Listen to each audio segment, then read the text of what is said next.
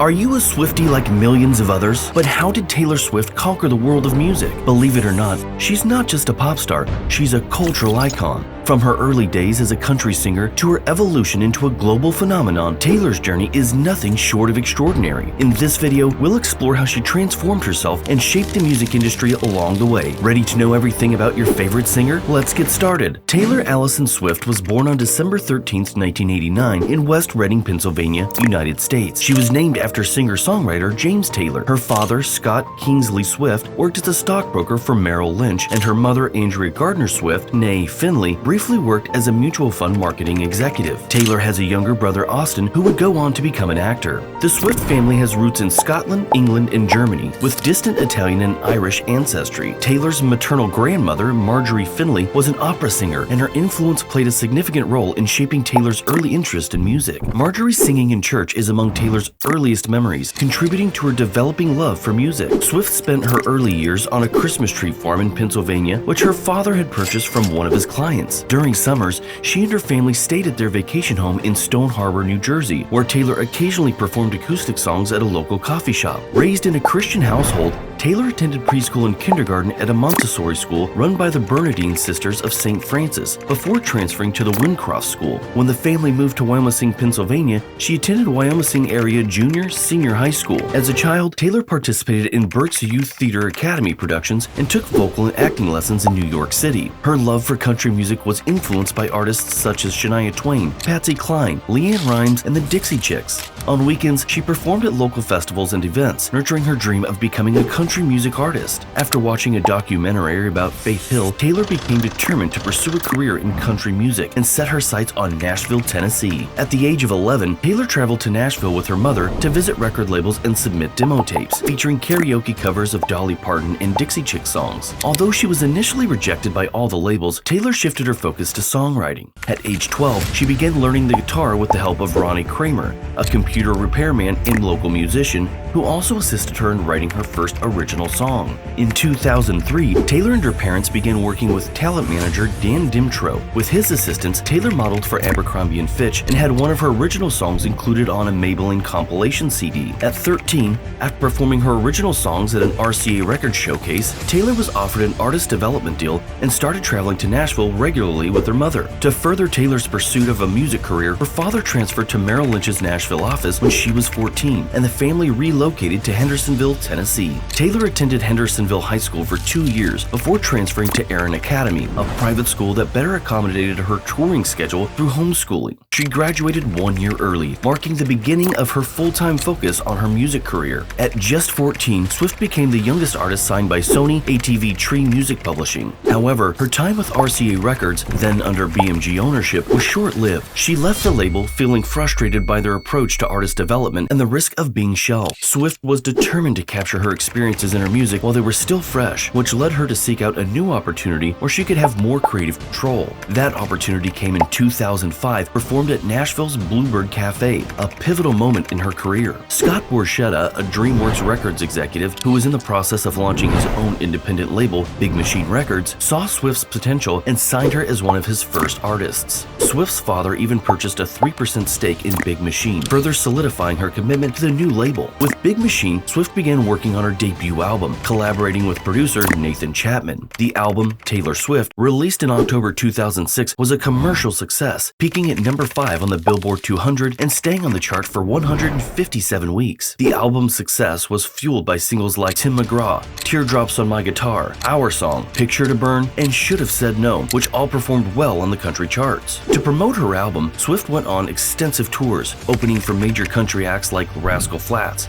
George Strait, Brad Paisley, and Tim McGraw and Faith Hill. These tours helped her build a strong fan base, particularly among teenage girls, a demographic that had been largely untapped in country music at the time. Swift's work during this period earned her several accolades, including the Nashville Songwriter Artist of the Year in 2007, making her the youngest recipient of the award. She also won the Country Music Association's Horizon Award for Best New Artist, the Academy of Country Music Awards Top New Female Vocalist, and the American Music Awards Favorite Country Female Artist. Swift was even nominated for Best New Artist at the 50th Annual Grammy Awards, solidifying her status as a rising star in the music industry. During this time, Swift also experienced her first taste of mainstream success with Teardrops on My Guitar, which became her breakthrough single on pop radio. Her ability to blend country storytelling with pop sensibilities began to set her apart from her peers, paving the way for her eventual crossover into pop music. In March 2014, Swift moved to New York City, a transition that heavily influenced her fifth studio album, 1989. Released in October 2014, this album was her first official pop record, a departure from her country roots. Produced with collaborators like Jack Antonoff and Max Martin, 1989 debuted at the top of the Billboard 200, selling 1.28 million copies in its first week. The album spawned hit singles like Shake It Off, Blank Space, and Bad Blood, making Swift the first woman to replace herself at the top of the Hot 100 chart. The accompanying 1989 World Tour in 2015 became the highest-grossing tour of the year, earning $250 million. Swift also made waves in the music industry with her strong stance on the value of albums and artists' rights. In 2014, she removed her catalog from ad-supported streaming platforms like Spotify and later challenged Apple Music's royalty policies in 2015, leading to a policy change.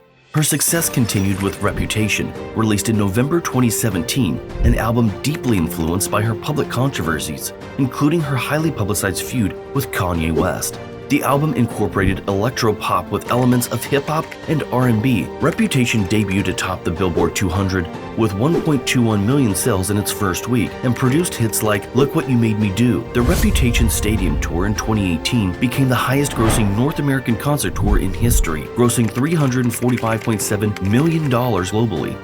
In 2021, Taylor Swift began an ambitious project to re-record her first 6 studio albums, starting with Fearless, Taylor's version, and Red, Taylor's version. Released in April and November respectively, these recordings were not just a reclamation of her early work, but also a major commercial success. Fearless, Taylor's version, led by the single Love Story, Taylor's version, marked Swift as the second artist in history, after Dolly Parton, to have both the original and re-recorded versions of a song top the Hot Country Songs chart. Meanwhile, Red, Taylor's version, featured All Too Well 10-minute version, a track that set a new record as the longest song ever to top the Hot 100.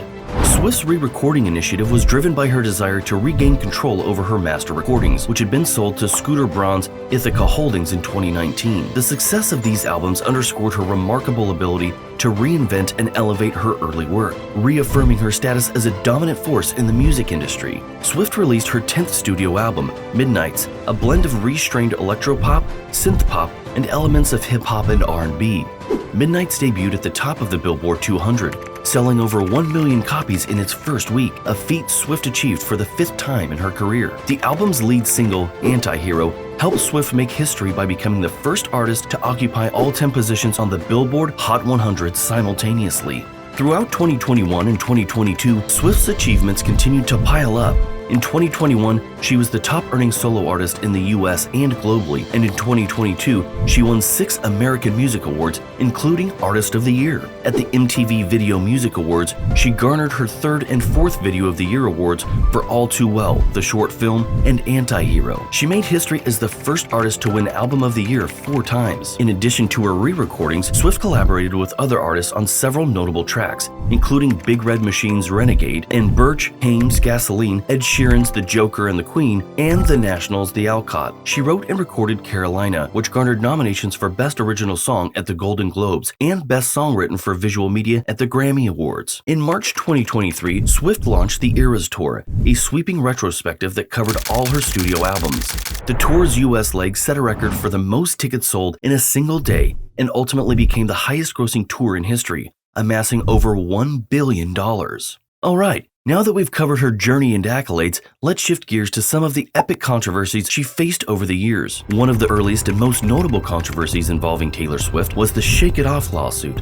The song, which was released in 2013, quickly became one of Swift's biggest hits and most viewed YouTube videos, amassing over 3.4 billion views by March 2024. However, in 2017, songwriters Sean Hall and Nathan Butler accused Swift of plagiarism, claiming that her lyrics bore a striking resemblance to their 2001 song, Play Is Gone Play. The lawsuit, initially dismissed in 2018, was resurrected after an appeal, but ultimately it was dismissed with prejudice in December 2022. Another major controversy in Swift's career involved her former record label, Big Machine Records. Swift, who was with Big Machine from the start of her career, was entangled in a public dispute over the ownership of her master recordings. When Big Machine was acquired by Scott Braun's company in 2019, Swift's masters were sold along with the label. Swift's subsequent efforts to regain control of her music led her to re-record her first 6 albums, a move that received widespread attention and praise. This dispute highlighted broader issues of artist rights and the impact of private equity in the music industry. The drama with Kanye West began in 2009 when he famously interrupted Swift's acceptance speech at the MTV Video Music Awards.